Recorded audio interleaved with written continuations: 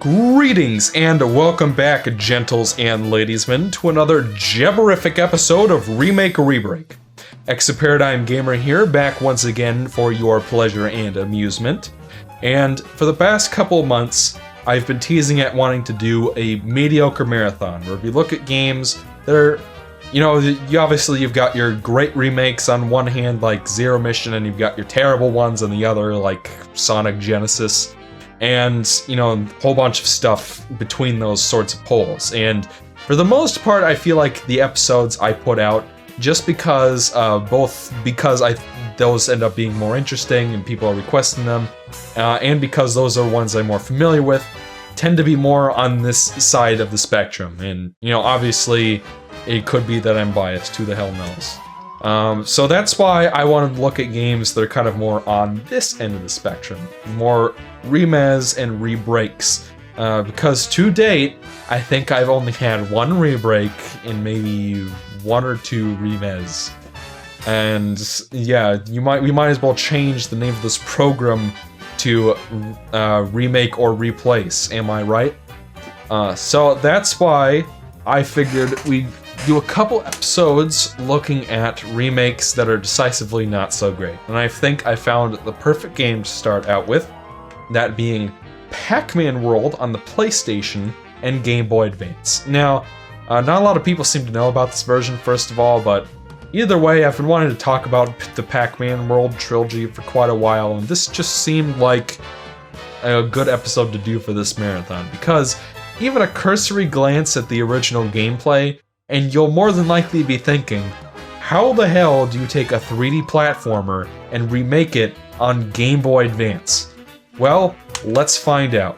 Pac-Man, I assume, needs no introduction. He's one of the most recognizable video game characters of all time, with a solidified arcade pedigree and nearly 4 decades of releases under his belt. While most know of Pac-Man for his arcade classics, my most salient introduction to the character is with 2002's Pac Man World 2. Growing up with the GameCube in the early 2000s, this was one of my favorite games, and a lot of people from my age group seem to grow up with it as well. It's got some problems, and I'll be sure to point them out when I inevitably review it, but I still think it's a fun 3D platforming game. I remembered clamoring for a Pac Man World 3, but somehow it just came and went in 2005 without me ever noticing. Maybe it's because GameCube copies are surprisingly hard to come by if you're shopping in person. Like seriously, go down to your local retro game store right now. I guarantee you will find a couple of PlayStation 2 copies, but the GameCube version will be nowhere to be seen. Of course, that's not really a problem if you're looking online, but I digress. Point is, growing up, nobody I knew seemed to know or care about a Pac Man World 1. This game actually has quite the extensive development history dating back to 1997. The game was developed by a now defunct division of Namco called Namco Home Tech, which was located in Santa Clara, California. An American offshoot founded in 1990 and answering to Japanese executives, the Home Tech team's ideas for new IP were rejected in favor of an idea for a 3D Pac-Man game.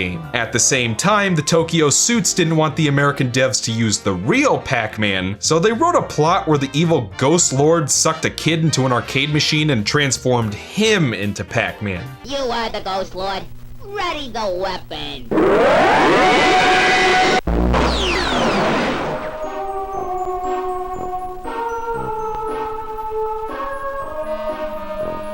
Pac-Man Ghost Zone was never released, and judging by the footage on the PlayStation Museum, it's not hard to see why. The gameplay smacks heavily of Bubsy 3D and features a similar control scheme. Testimonials from the developers revealed that much of the team was fired after they showcased a demo to Namco Japan with orders to start over from scratch. Uncomfortable with the complicated design of full 3D wrought by the troubled development of Ghost Zone, the devs settled on a simpler brand of 3D platforming and wrote up a game set in the Pac world and starring the real Pac-Man. The result is what would eventually become the Pac Man world we know today. The game seemed to do well commercially and critically if the 2 follow-ups on 6th-gen systems are any indication. Evidently, the devs considered porting Pac Man World to Dreamcast and Nintendo 64, but the those versions fell through and we got Pac Man World 2 instead. I didn't own a Sony console until 2012, so even if I had known about Pac Man World 20th Anniversary, as its full title is known, I wouldn't have been able to play it. It wasn't until I came into a half-price books one day and stumbled across both Pac Man World and Donkey Kong 64 that I finally got to try the prequel to one of my childhood favorites. I popped it into my new PS2, and I liked it fine enough. Regarding the Game Boy Advance remake, I couldn't find any information on where it came from. One can only assume that one day Namco decided they wanted to make more money off of PMW and found the cheapest contract developer they could to shove it out as quickly as possible. I might be wrong about that, but that's the vibe I get from playing it. I should stress that this game is not like the GBA version of Pac Man World 2, which was developed by the same people and released in 2002. Despite sharing elements with the console version, this version features completely original levels and is thus its own game. This game is a remake, featuring the same story, music, levels, and gameplay as the original. Not a lot of people seem to know about this version, but those who do seem to really hate it. Is its reputation deserved? Is this remake better off unknown? Let's find out. This is Pac Man World Remake or Rebreak. Let's kick things off with the story, which the PlayStation version conveys through a pre-rendered FMV. It's Pac-Man's 20th birthday, and all his Pac friends and family are planning a surprise party to celebrate. Unbeknownst to them, but knownst to us, the evil robot Pac-Man, who has taken control of Pac-Man's ghostly nemesis, is planning a surprise of his own. Each of the Pacs gets kidnapped in increasingly cartoony and over-the-top ways. Pac-Man returns home from work to discover that his party has been ruined and that everyone he knows and loves has been taken away from him. After discovering a flyer advertising Pac-Man's own birthday party on the mysterious Ghost Island, Pac-Man travels there to rescue his friends and put an end to Pac-Man's menace. While exploring the 6 corners of Ghost Island, he'll also have to contend with Pac-Man's army of ghosts and other spoopy baddies. For Pac-Man, this story works pretty well and is a nice way of gesturing in the new while acknowledging the old. Having grown up with the second game, I was kinda surprised at how little of a role the original 4 ghosts, Inky, Blinky, Pinky, and Clyde, play in the story. They're in the game and all, but they're limited to occasional appearances in levels and in the game's maze mode. The only real criticism I have against this story is that the FMVs don't look so good. While the Pac characters themselves look nice, a lot of the CG just doesn't look that great. There's also the compression of the FMV itself, but I'm sure it looks fine on a CRT TV. Regardless, I feel that's a fairly minor knock against the presentation to begin with, so do with that as you will. Also, there are a few parts that are unintentionally funny in my opinion, but it's still the charming kind of bad, so that gets a pass from me.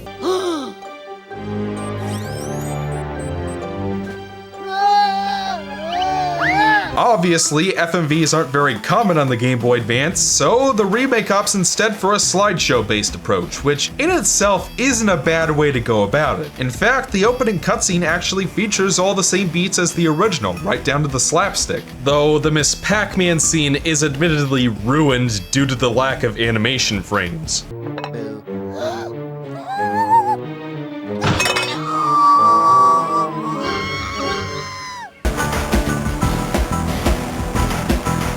The other cutscenes repeat the original dialogue word for word, but they still feel a bit half-assed. More angles and better animation would have gone a long way here. The part where Inky, Pinky, and Blinky showcase a captured Miss Pac-Man doesn't even change to a different screen to show who's talking or what's going on. If I hadn't seen the original cutscene right before this, then I'd be very confused. Again, I feel like they had the right idea as to how to approach this on GBA, they just did it half-heartedly. Moving on, it's time to discuss the visuals, music, and overall presentation. All the footage you're watching was recorded from an authentic PS1 through RGB SCART and upscaled using the XRGB Mini FrameMeister for the best quality footage available. Right off the bat, I've gotta commend the devs for being forward-thinking enough to include an anamorphic widescreen option. The fact that there exists a PlayStation game with widescreen when even most 6th generation games couldn't be ours warms the cuckolds of my cold-blooded heart. I mean, it's still not perfect. Despite the HUD elements looking one 1:1 in 16:9, Pac-Man himself looks a bit stretched. Also, I found that the field of view wasn't properly optimized for widescreen, so parts of the level would sometimes pop back in when I got too close. If you don't mind these things, then Pac Man World's widescreen is clearly the way to go when playing on a modern display. As long as I'm talking about graphical options, one other weird thing that I noticed is that the default tracking hides the bottom of the frame off screen. I was wondering why this was until I noticed that there were a lot of graphical artifacts at the bottom of the screen, among other things the viewer was just not meant to see. If that was the reason behind the tracking, then why even render that part of the frame to begin with? Speaking more specifically of graphics, Pac Man World doesn't rank much higher than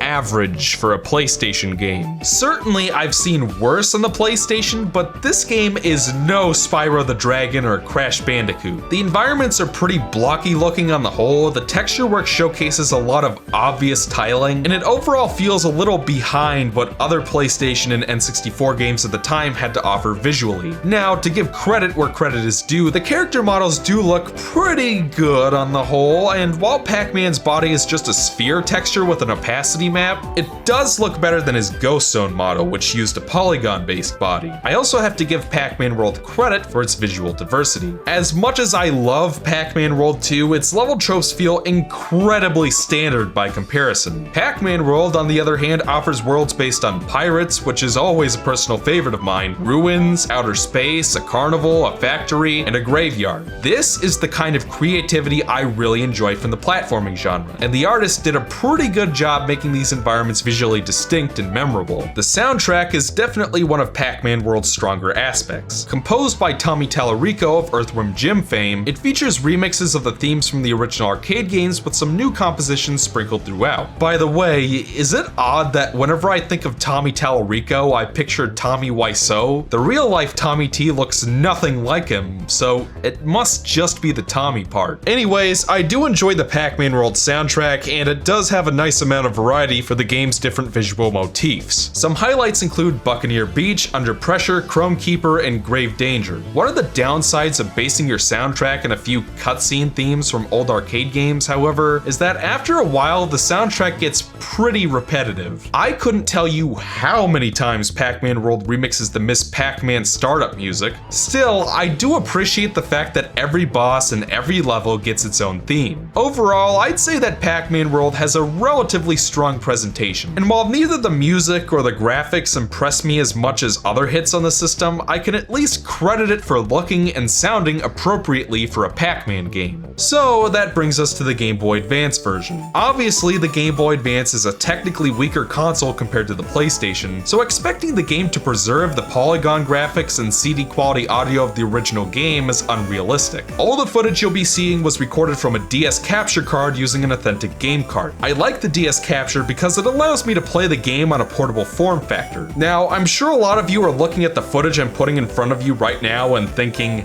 wow, this game looks like absolute crap. So let's get technical for just a minute. Most PlayStation games fit within a 320 by 240 frame with varying resolutions within that frame. Some games will display in 480i for menus and stuff like that. The Game Boy Advance frame, meanwhile, is only 240 by 160. So right off the bat, the remake is going to look more pixelated because it has a smaller resolution. Additionally, the PlayStation has a lot more colors to work with, whereas the GBA is more limited. Nevertheless, the GBA developers evidently decided that they didn't want to create a new art style better optimized for the smaller color palette, so what you get is a game that is heavily dithered. Dithering is a way of increasing the detail and color depth of systems with limited color or resolution. Truth be told, the original PlayStation Pac Man World does this too. You probably didn't notice because you are more than likely using composite video cables, which bleeds the dithered pixels together and creates the intended colors. The point I'm trying to make here is that both versions of the game were only intended to be viewed on their original screens. A consumer-grade 480i CRT television and a 2.9-inch heavy interlaced LCD screen respectively. While PlayStation games were meant for a bigger screen and can still look great on a modern digital display with the right cables and equipment, many Game Boy Advance games were optimized for the original screen. Put simply, GBA games just look different when viewed on their intended displays. And that pretty much goes for any portable game system, for that matter. The best I can do to illustrate the difference is to record the games on their original screens using a digital camera. And even from this, you can see that playing Pac Man World GBA on the original hardware blends the dithered pixels together in a way that actually looks very nice. That said, when recording footage for reviews, I try to get something as close to the raw digital image as possible, because that's what generally looks best in a YouTube video. Point is, while it's easy to look at the pixel accurate digital footage from my DS capture and conclude that the game looks like shit, trust me when I say that Pac Man World looks loads better when you play it on the tiny interlace screen it was originally designed for. You'll just have to take my word for it. Regarding the visuals themselves, the GBA Pac Man World sets out to faithfully recreate the visual style of the original PlayStation game. To a fault, in my opinion. Each of the stage types in the GBA remake uses a tile set that takes direct inspiration from the original textures, though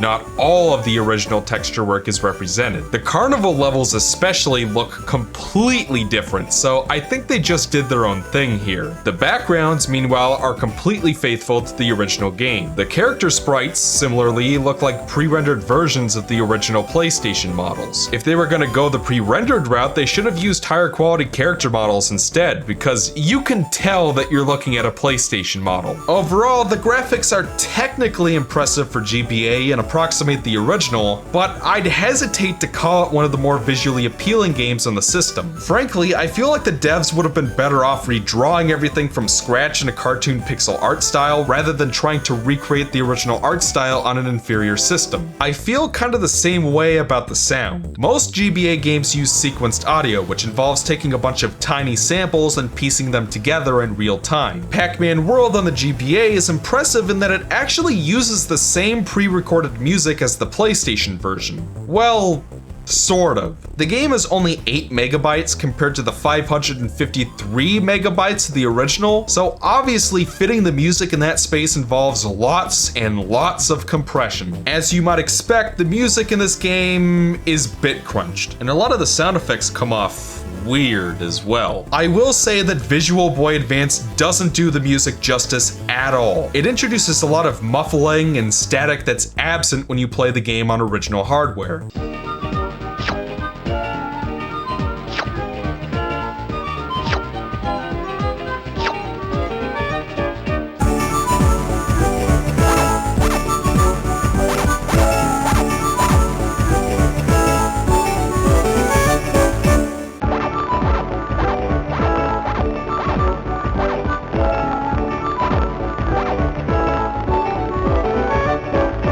I won't mince words when I say that the GBA soundtrack is obviously inferior to the original. We're comparing CD quality audio to the same thing, only compressed beyond belief. Even so, I feel like people greatly exaggerate how inferior it is. Just turn it down a bit in the main menu and it makes a lot of the compression artifacts less noticeable. A more meritorious complaint is that a lot of tracks have been removed from the game altogether, which is part of a trend you'll notice in this review. The most obvious example is that the main menu and hub world themes have been replaced with Under Pressure, but more broadly, all the boss themes have been removed. And each world of the game only uses one of the original songs associated with it. For example, Crazy Cannonade now recycles the Buccaneer Beach theme. What's worse is that of the paltry 6 tracks available on this cartridge, the porters couldn't even fit the full songs. I already found the original tracks kind of repetitive to begin with, and it's only gotten worse now that the loops have drastically shortened. Once again, I feel like the developers tried to make the remake like the original to a fault, when they would have probably been much better off just sequencing the music instead, which uses far less cartridge space. That being said, we can move on to the gameplay at long last. I guess I'll start by saying that if you were to make a 3D platforming scale from Super Mario 64 to Crash Bandicoot, with one being free roaming 3D and the other being closed 3D, then Pac Man World falls more in the Crash Bandicoot Bandicoot side of the spectrum. This is a 3D platformer with a fixed camera angle, but unlike Crash, which mostly takes place in linear corridors, Pac Man World uses a camera angle more reminiscent of a 2D side-scroller. In addition to the standard jump, Pac-Man can also butt bounce to defeat enemies and open crates, rev roll to boost off of ramps or activate switches, and throw collected Pac pellets to defeat enemies. Along the way, Pac-Man will have to contend with an assortment of baddies, including the classic ghosts. While these mechanics are all useful and feel appropriate for Pac-Man, some of them feel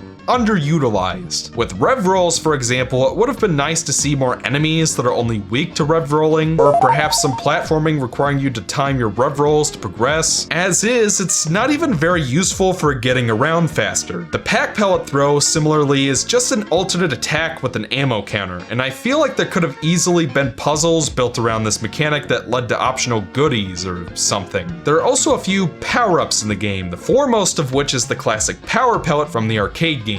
Beyond that, you also have the metal bell, which makes Pac-Man invincible and allows him to walk and break objects underwater. It's well utilized, but it can be annoying that the bell doesn't respawn after it wears off, which is especially painful in Down the Tubes. There's a third power-up that allows you to do a super butt bounce, but it's rare and single use. The control reminds me a lot of Crash Bandicoot as well, although I do feel that Pac-Man isn't quite as stiff as Crash was. What I mean by that is that Pac-Man uses the same overhead D-pad controls, where the character instantly snaps to whatever direction you press on the D-pad. And before you say it, yes, this game does technically support analog controllers, but it's not real analog control. The analog mode just emulates the original D-pad control, so you're getting the same range movement. If they weren't gonna bother actually programming true analog control, then they might as well have not put it in at all. But some people do evidently get a placebo effect from simply feeling an analog stick under their thumb, so maybe it was worth the wasted effort? I don't know. The only time I found the analog to really help things was during the clown pre-fight, where it felt more accurate than the D-pad. Level design-wise, Pac Man World is simple and linear, which is fine. There's nothing wrong with simplicity of structure when the stages are engaging and well designed. That said, Pac Man World contains a lot of optional backtracking elements similar to Crash box gems, except here I can actually see what I'm doing because the camera angle isn't shite. The levels in Pac Man World are filled with the familiar fruit and Pac dots from the arcade games, along with 6 DKC inspired letters that spell out Pac-Man. The levels contain a lot of switches and doors that use certain fruits as the key, so you're encouraged to nab everything you see and activate switches and backtrack to areas you couldn't access before. While this is technically optional, it's pretty obvious to me that this was how the developers intended for people to play this game. For one thing, similar to Super Princess Peach, you can't fight the final boss until you rescue your captured Pac friends, but to do that requires you to find keys hidden in the overworld, which are hidden via backtracking, sometimes in entirely different stages. So, no matter what, you're gonna end up doing at least some backtracking or exploring. Personally, I don't think that there's that much wrong with this idea on paper, and I do find that it makes the stages more engrossing to play overall than in a minimalist playthrough. Also, if I'm gonna keep comparing this game to Pac Man World 2, I find that it's way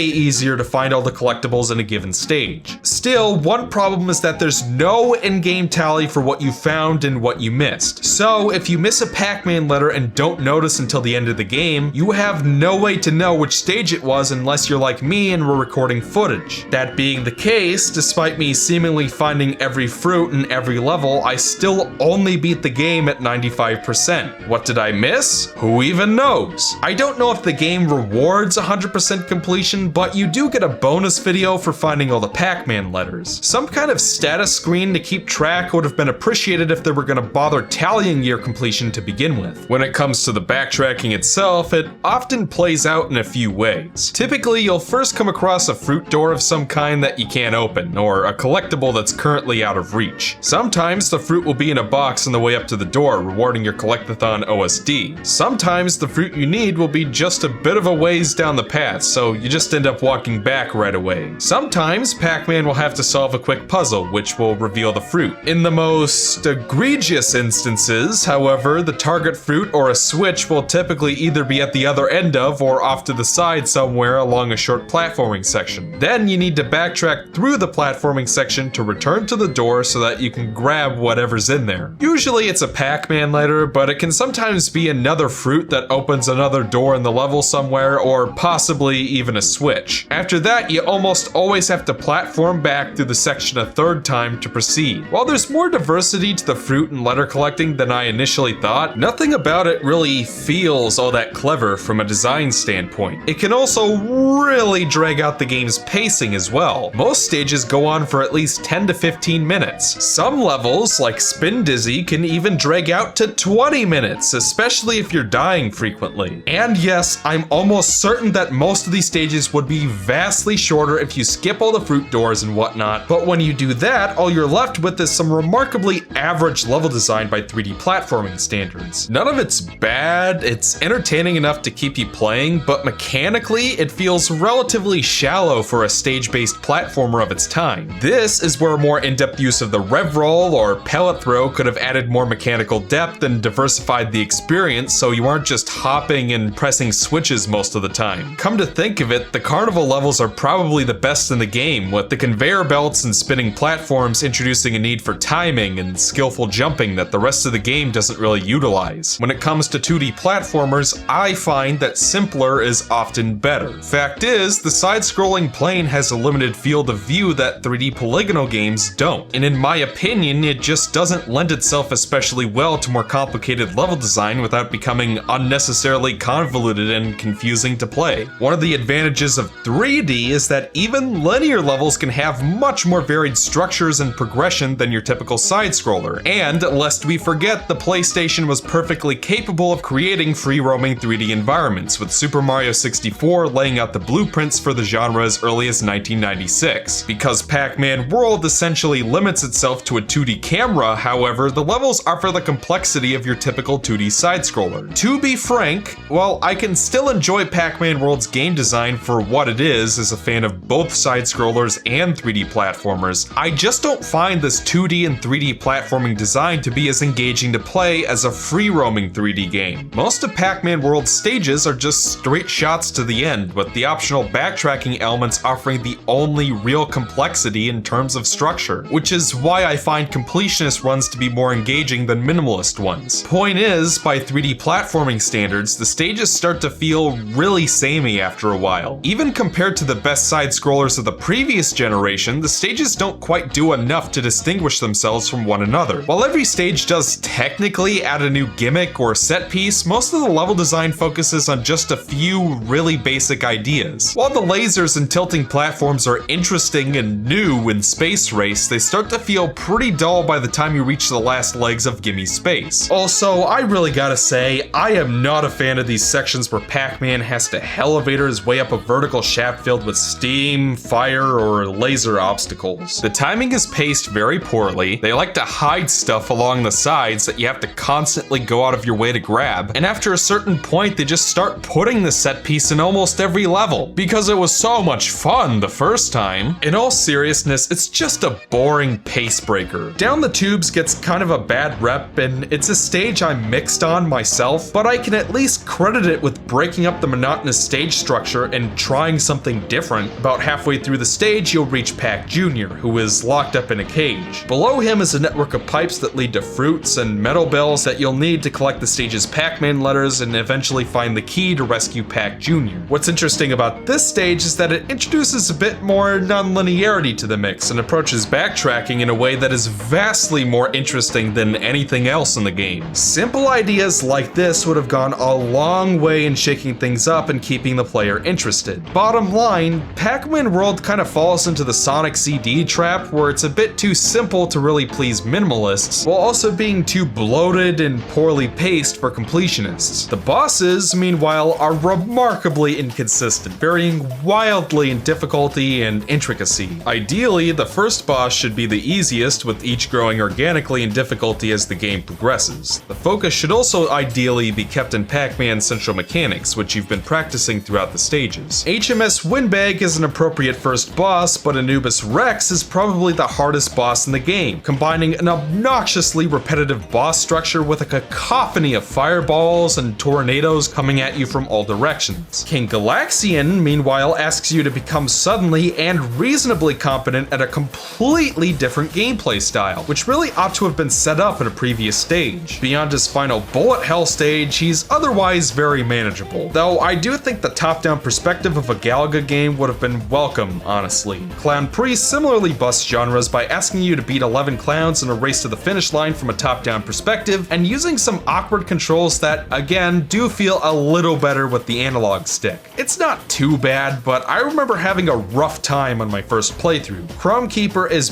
by far the most boring boss in the entire game, where you just keep pressing these 5 switches in rapid succession while avoiding the magnets and the scalding hot switches. The boss takes 8 hits to take down, and it's the most repetitive thing. Ah, spoiler alert.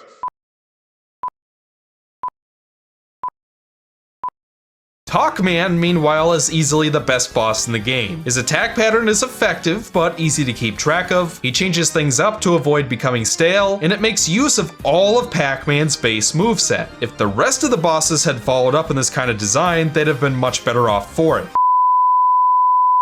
Beyond the bosses and standard platforming levels, Pac Man World offers the classic maze gameplay the character is best known for. Obviously, the developers couldn't resist including an emulation of the original arcade game, which is available from the main menu right off the bat. Apart from that, the game contains 36 all-new mazes to play, with 18 available from the get-go. The remaining 18 mazes can be unlocked by finding the Galaxian in each stage and bringing it to the corresponding door. Once you find them all, you unlock a marathon mode, allowing you to play all 36 mazes in one sitting, like the arcade games. Now, I'm not all that familiar with Pac-Man's other arcade offerings, but compared to the original, Pac Man World's mazes are a nice update on the formula. As always, you've got the standard 4 ghosts, you've got fruit, you've got power pellets, and you've got Pac Dots. Pac Man World ups the ante by carrying over the health bar and lives counter from the main game, along with appropriately themed hazards. What's also nice is that every single maze is structured differently from the others,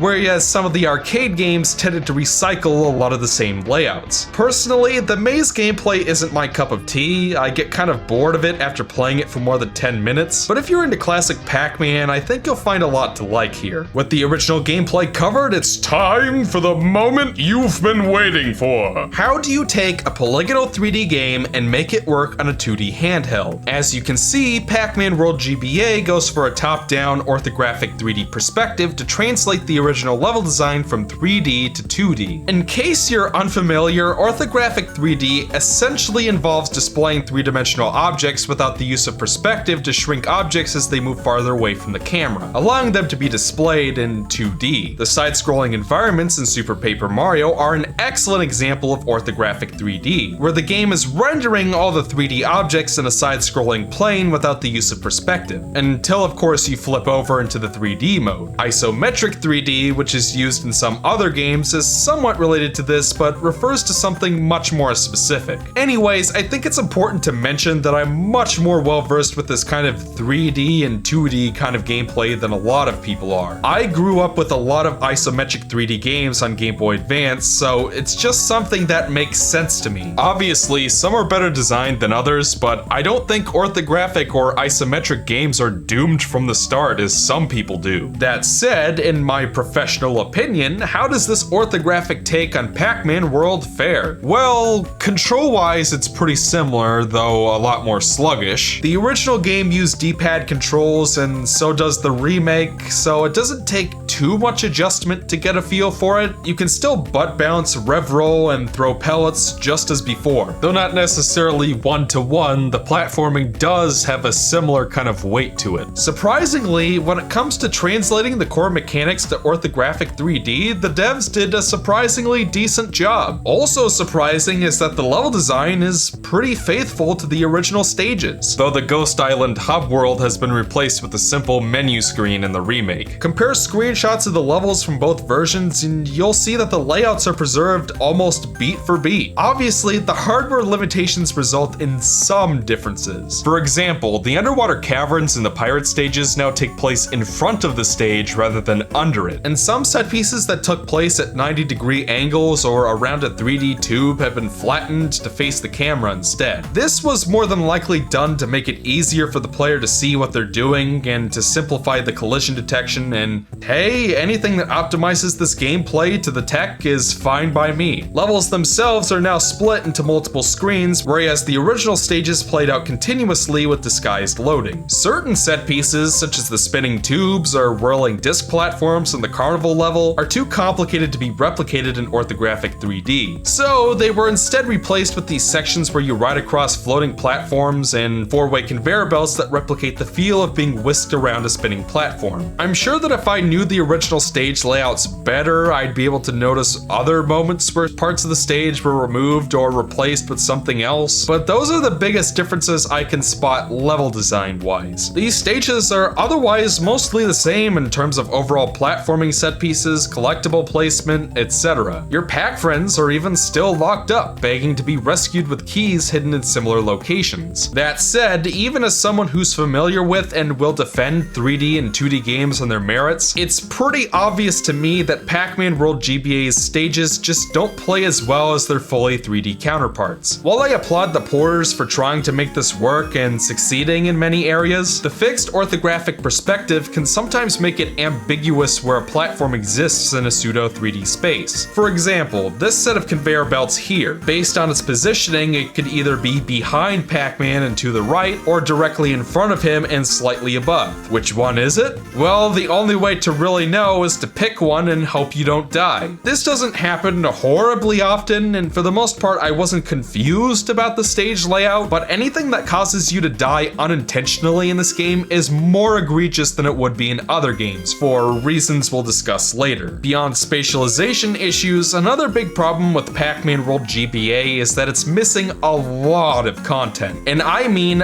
a lot. Maybe if they hadn't tried to cram pre-recorded music onto the cart, there'd be more room, but I digress. So the PlayStation worlds each had 3 levels per and a boss fight, with the Mine World being an exception at 2 stages plus a boss fight. Pac Man World GBA, meanwhile, keeps the 3 pirate stages and the 2 mine stages, but drops a level each from the Space, Carnival, and Mansion worlds. The factory stages, meanwhile, were removed altogether, and most of the bosses are nowhere to be seen. Thought that was bad? Then wait, there's more! Remember the 36 optional mazes from the original? Take a guess how many of them made it over to this remake. 0. Yup.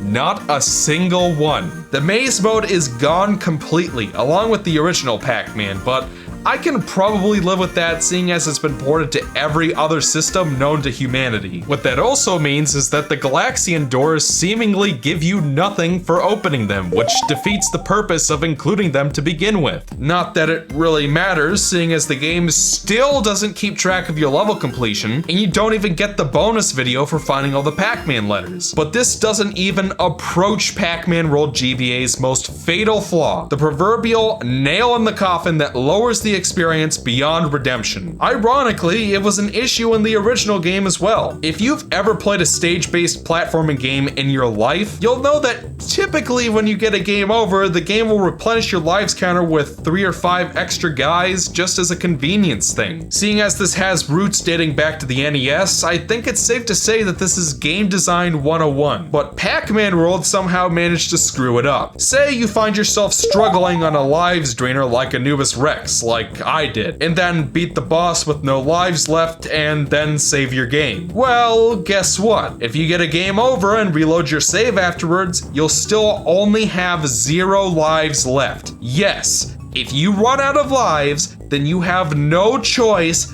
but to farm them. Thankfully, the game is good for the most part at rewarding you with extra lives if you're bothering to explore the stage and follow up on backtracking opportunities. On top of that, collecting the Pac Man letters gains you access to a bonus stage where you can nab even more lives. And the fruits that you find in stages allow you to try your hand at a slot machine for yet another opportunity to nab extra men. Personally, I've always really sucked at slots, but it's still there. On top of that, I find that I almost always snagged at least a couple extra lives just from end level score bonuses. My point is, while I think having to farm lives should never, ever be a requirement in a platforming game, the almost excessive opportunities to earn extra lives help to balance the issue back in the other direction. And I only found myself having to farm once. Honestly, I wouldn't be surprised if many people never ran into this problem at all. Pac Man World 2, on the other hand, fixes this issue altogether. If you get a game over and reload your save,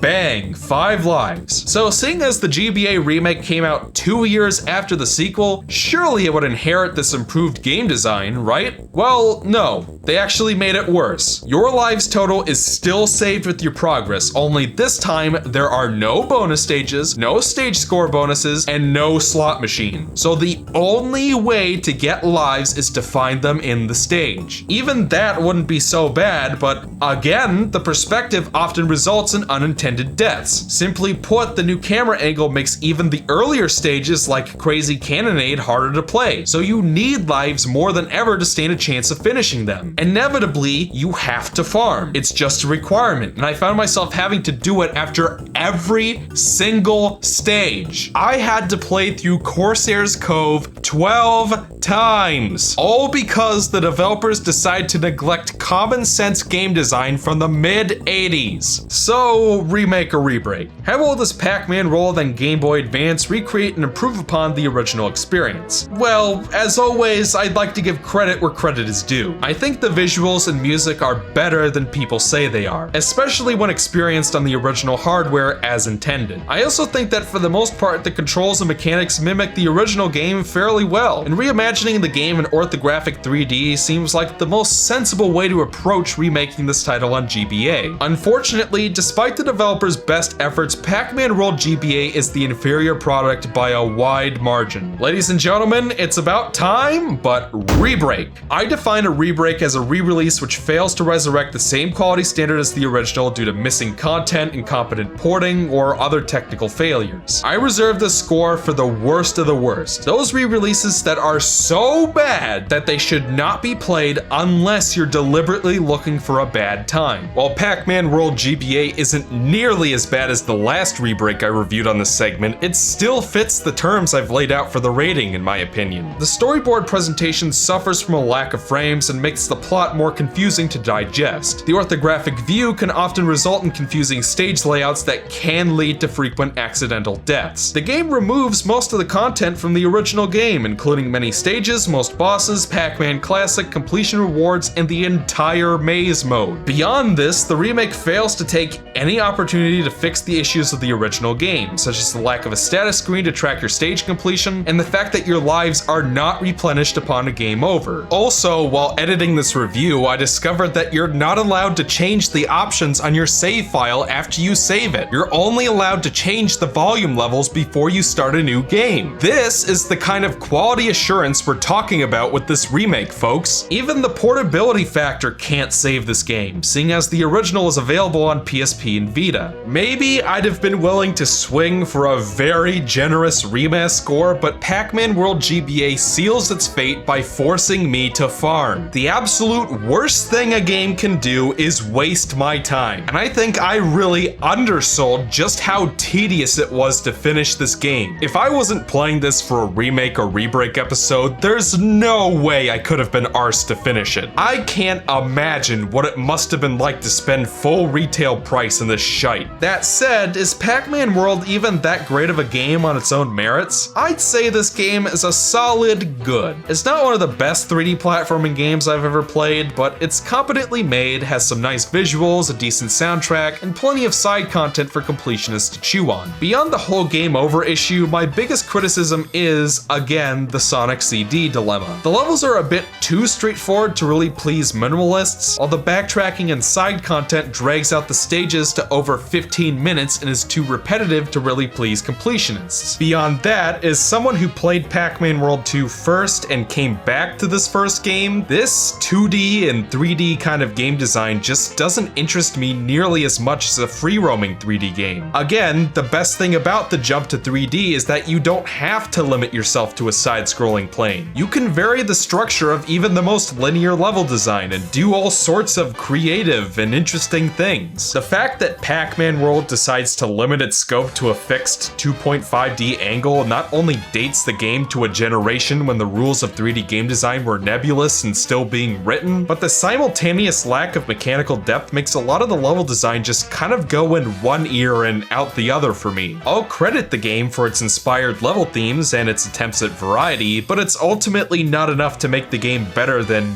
pretty good, in my humble opinion. Yes, Pac Man World 2 is not a perfect game, and there are things it doesn't do as well as the first one. I admit that. But at the end of the day, I ultimately prefer it because it's a better 3D platformer first and foremost. I know it's not necessarily fair to keep comparing this game to its sequel, but even viewed exclusively on its own merits, Pac Man World just lacks that je ne sais quoi that would elevate it to greatness. It's a good game, a pretty fun one even, but one of the best?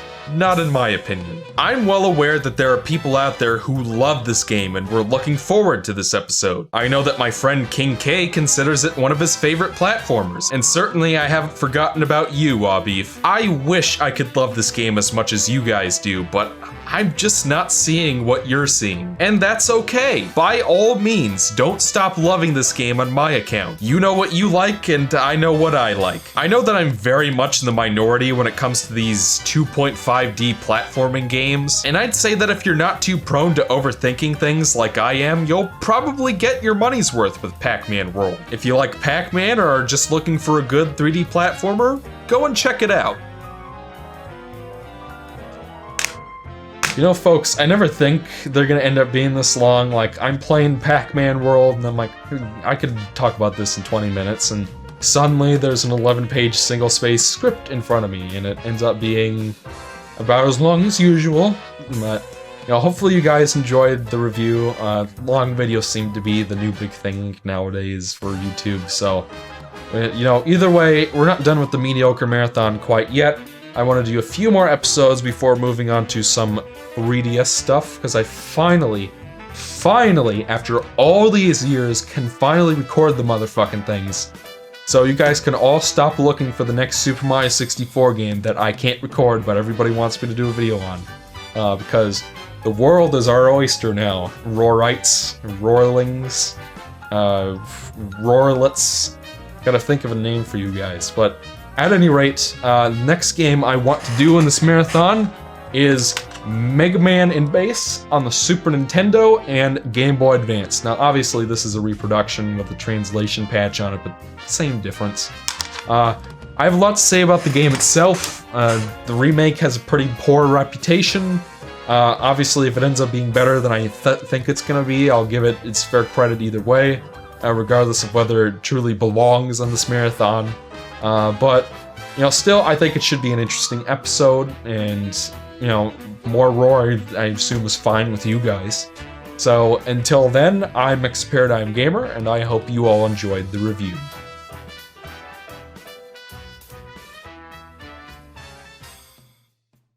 Hello there, folks. Exio here. Hope you guys all enjoyed the review of Pac Man World. Just wanted to draw your attention to a couple of other projects I work on YouTube. There's, of course, my podcast channel where myself, King K, Haydox, and Ryrule, we talk about video games, we read bad fan fiction, and we're going to be starting to do some playthroughs pretty soon, so keep your eye open for that. I recently launched a new Let's Play channel called EPG Plays, where I'm going to be doing Let's Plays and streams from now on. I already have a full playthrough of Donkey Kong Country on the Game Boy Advance already posted and ready to go, and I'm working on the second game as I speak. So go check those out and consider subscribing to them. I will see you guys for the next review. Bye!